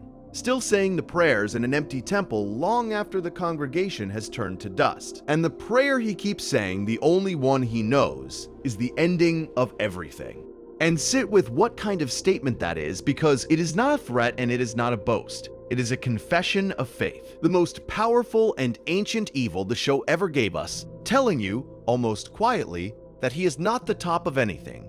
He is a student. He kneels too. There is something in that lonelier and stranger than any threat could ever be. The idea that the thing at the bottom of every nightmare in Ooh is itself looking up at something, keeping a faith older than the world, reciting a prayer whose only word is the ending of everything. He is the last keeper of it, and he keeps it anyway, long after everyone else who believed has turned to dust. And the thing he looks up at is Gulb. Now, if you have spent any time in this story, you know that name already, and you know it the way you know a cold draft in a house, without quite being able to point at the window it comes through. Gulb is the cosmic entity the Lich dedicated himself to, an ancient embodiment of chaos. Chaos, the real kind, not mischief, not a prank, not a mess on the kitchen floor. The deep kind, the kind that is older than order, older than meaning.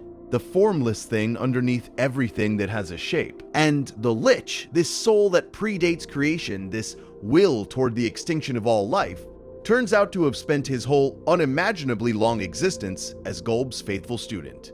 His last scholar, the final one still keeping the faith after everyone and everything else had stopped.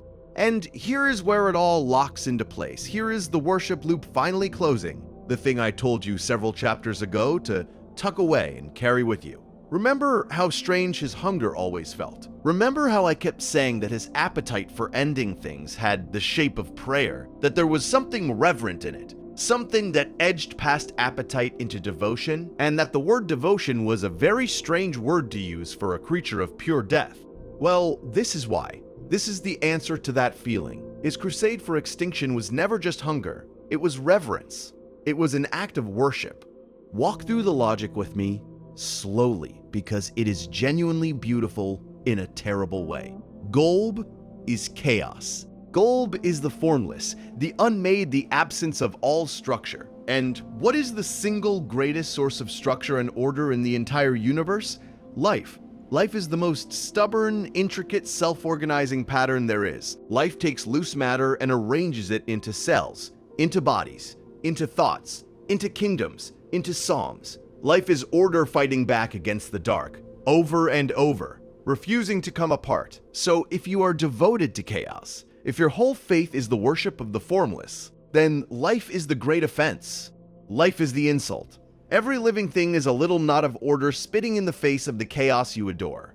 And so the Lich's wish, the extinction of all life, the thing we have called his single goal across the entire series, was an offering. He hoped to honor Gulb by emptying the universe of life, by undoing every last knot of order until there was nothing left but the smooth, formless, chaotic quiet his god prefers.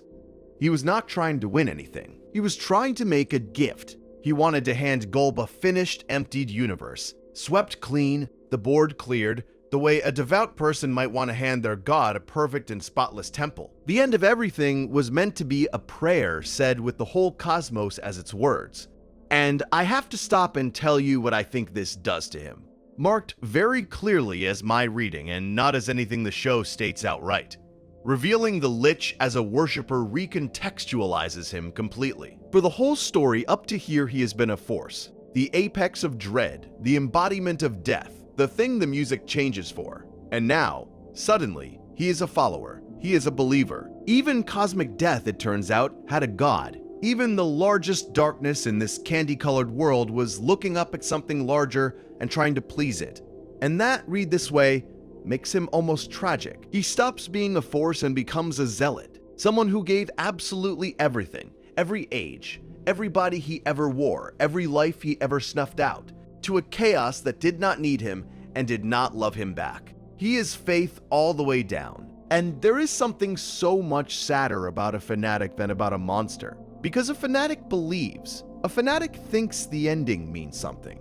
I will be honest, the first time that line landed for me, the last scholar of Gulb, I had to sit with it for a long while in the dark, because it took the scariest thing in the show and made it Of all things, lonely. Anyway, because the show is the show, and because it never lets a devotion go unanswered, it gives this worshipper a coda. And it is the cruelest coda imaginable. In that same place, when this Lich finally meets Golb, when the faithful scholar at last comes face to face with the god he gave his whole existence to serving, Golb does not bless him. Golb does not crown him. Golb does not even speak to him as a servant worth speaking to. Golb transforms him into a green T-shaped block, a small, meaningless blank green block shaped like a letter, sitting there in the void with no power and no voice and no purpose. The devoted scholar, discarded, the faithful student turned into a piece of debris by the very thing he studied. Sit with how bleak that is, and how perfectly it fits. He spent existence itself trying to give chaos a perfect gift, and chaos answered by making him formless. He worshipped the unmaking of all order, and so of course, in the end, he himself gets unmade, reduced to a shape with no meaning. A block. There is no reward at the top of that ladder. There never was. He climbed his whole life toward a god of chaos, and a god of chaos has nothing to give a faithful servant except the same dissolution it gives everything else. And there is a horrible little joke buried in the specific shape of it too, and I think the show knows exactly what it is doing. A T-shaped block. A green T-shaped block. Think about everything he was. A soul older than creation. A will that could possess a princess and a hero's corpse and crush a kingdom's hope. A voice you dreaded, a presence that drained the color out of every scene it entered. And all of it gets folded down into a piece that looks like it fell out of a children's puzzle. A dumb little geometric nothing you might step on in the dark and not even bother to pick up. The grandeur is gone. The dread is gone. The patience that waited millions of years in the ground, gone. What is left is a block. After everything, after every age and every body and every life he ever ended in service of his god, the god looks at him and turns him into a thing with all its meaning scraped off. The opposite of a crown. The opposite of a throne. A shape so simple it might as well be nothing at all, which, of course, is precisely what he always wanted the universe to become. He got his wish turned back on himself. He asked for a world emptied of meaning, and the answer he received was to be emptied of it first. And what I think that moment is doing, again as my reading, and not as scripture, is delivering the bleakest possible verdict on devotion of that kind. Golb reducing his last scholar to a blank green block is the show quietly saying that chaos does not reward its faithful. It dissolves them. It treats the believer exactly the same as the unbeliever, exactly the same as a stone or a star or an empty stretch of dark. Because to true chaos, there is no difference. There is no hierarchy of the worthy. There is only the formless and the things that have not yet been made formless. The Lich gave everything to something that could not even register that he had given it. And read this way, that emptiness is not just sad on its own. It throws everything else into sharper relief. It makes the other path, the warm one, the one we have been quietly tracing all night, glow. Because while that Lich is being turned into a meaningless block by the god he served, somewhere else in our story, in the story we actually care about, the very same evil is going the other way entirely. It is being loved into something new. Let me swing us back to that because we left a victory unfinished, and I want to give it its full weight. We have been following the piece of the Lich that came to rest dormant inside Sweet Pea, that enormous gentle child carrying the oldest darkness folded up small inside him. And there comes a moment where Sweet Pea has to face what he is carrying directly. It happens in an episode called Whispers, late in season 9. In it, Sweet Pea confronts the Farm World Lich, and he destroys the Farm World Lich's hand, and in doing so, he rejects the Lich's influence outright. He refuses it. He looks at the evil reaching for him, the thing that lives inside his own body, the inheritance pressed into him before he could even speak, and he says no. He overcomes the thing inside him. I want you to feel the size of that, soft as it is. Every other host we watched was a victim. The snail was just a snail, a tiny background creature with no say in any of it. Billy's corpse was a desecration, the body of a dead hero puppeted around like a costume. Bubblegum was hollowed out and worn like a coat.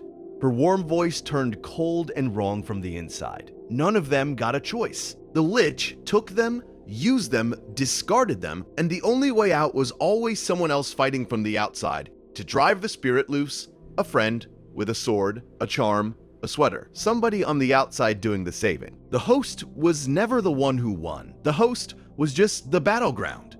But Sweet Pea is different. Sweet Pea is the first vessel who fights the thing from the inside and wins. He is not exorcised. He is not cured by a friend with a sweater or a charm. Nobody reaches in and pulls the darkness out of him. He refuses it himself. With his own will, his own small, enormous voice destroys the hand reaching for him and confirms plainly that he has triumphed over the evil that was planted in him. The host finally beats the passenger. The house, for the first time in the whole long history of this creature, throws out the guest by its own choosing.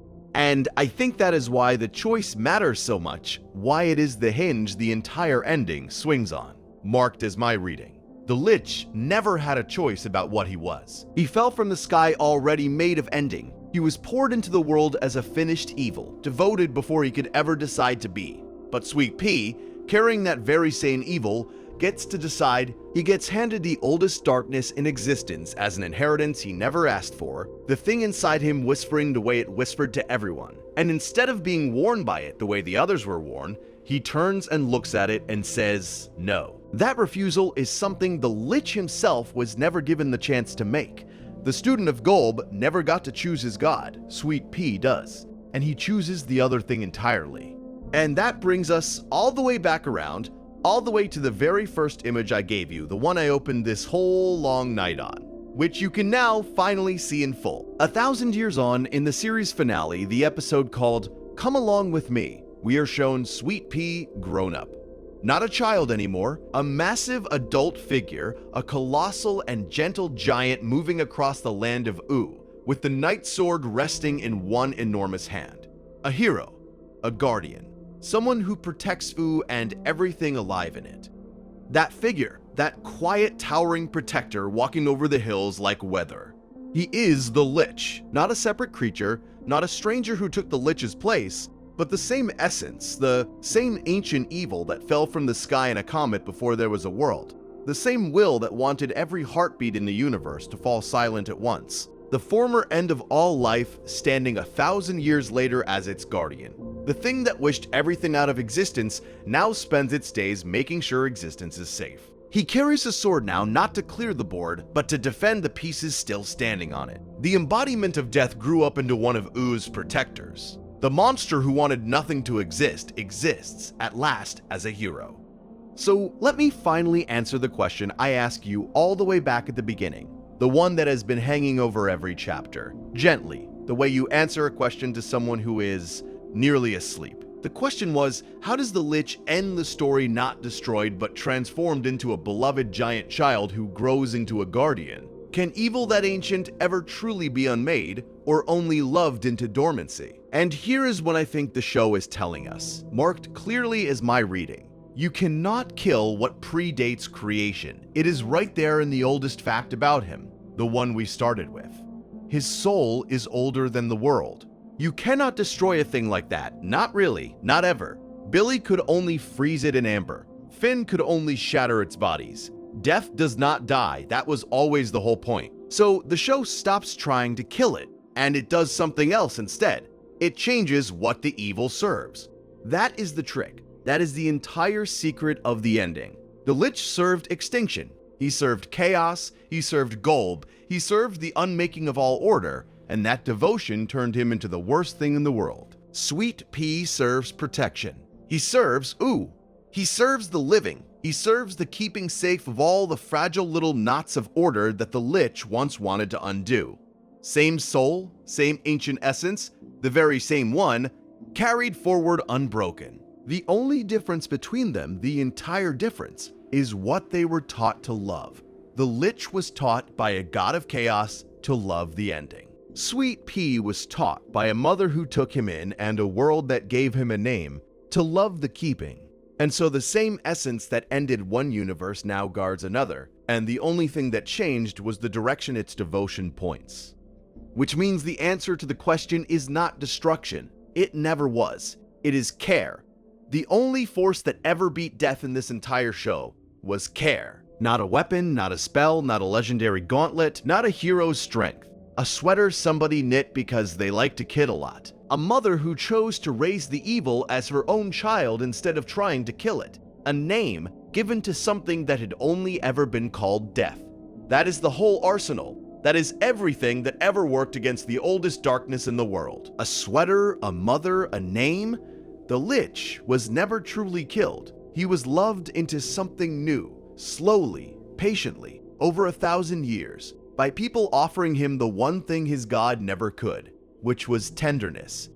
And I should be honest with you about what the show leaves open, because I would rather you drift off on the truth than on something too neat. Whether the dormant evil in Sweet Pea could ever resurface in some future timeline in some age we never get to see is left ambiguous. Nothing in the finale closes that door for certain. Fans have wondered about it for years, and the show simply does not say. And the full nature of Golb's relationship to the Lich, beyond those two phrases cosmic embodiment of chaos and last scholar, stays mysterious. Nothing official spells it out, and people debate it endlessly. And I think the show wants it that way, wants the oldest things to keep one foot in the dark.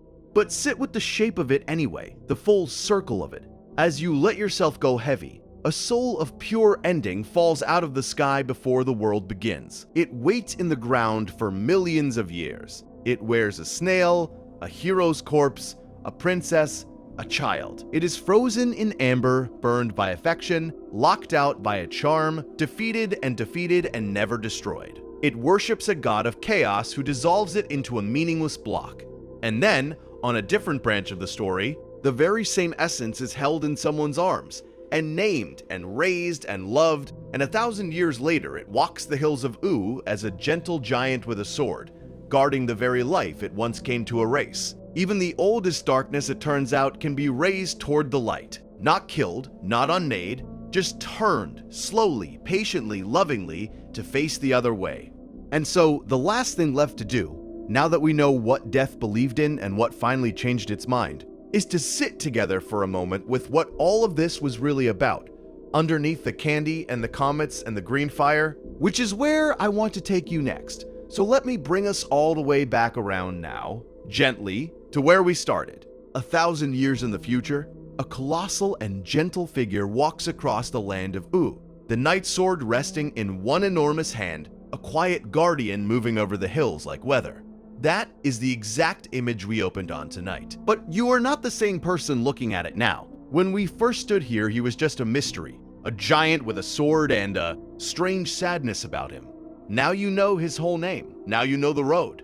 You know the comet that fell, and the great war that scorched the world, and the long sleep in the amber. You know the snail with the wrong green light in its eye. You know the night he wore the princess like a coat, and the night he wore Billy, the dead hero, like a borrowed face. You know the wish that emptied the universe down to silence, and the healing blood, and the baby it made, and the last scholar of that great old nothing reduced, in the end, to a little block. You carried all of those names so you would not have to hold them tightly. And here, at the far end of everything, they all fold down into one tall, kind figure on a hill.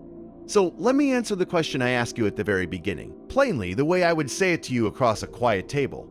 How does the embodiment of death, a soul older than creation, end his story not destroyed, but loved? The honest answer is that the Lich was never destroyed, because a soul that old cannot be destroyed. We watched that be true again and again. You cannot kill it, you cannot seal it, you cannot even wish it out of having ever been. He was not beaten. He was raised differently. And that is the whole thing, really. That is the idea I want to leave sitting in the dark with you. The only force in this entire show that ever truly stood up to death was not a sword, and was not a spell. It was care, a sweater stitched out of liking someone a lot, a mother named Tree Trunks deciding to love the strangest child in the world, a name given softly for him to grow into. The distance between the end of all life and the guardian of it turned out to be nothing more than what he was taught to love. Death did not get smaller, it got held. And being held, it became something that holds the rest of us in turn.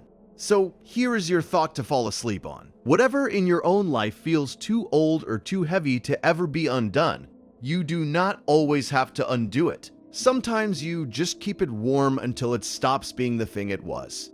Thank you for staying down here in the dark with me all the way to the end of this long, sad, beautiful road. It means more than you know that you spent your quiet hours here. Your own night, exactly as it is enough. You do not need to do anything else tonight. If you would like the next story to find its way to you, the way the giant found his name, you can give a soft little subscribe before you go. No rush, it will be here. And now let your eyes stay closed. Let the giant cross his hills. Sleep well.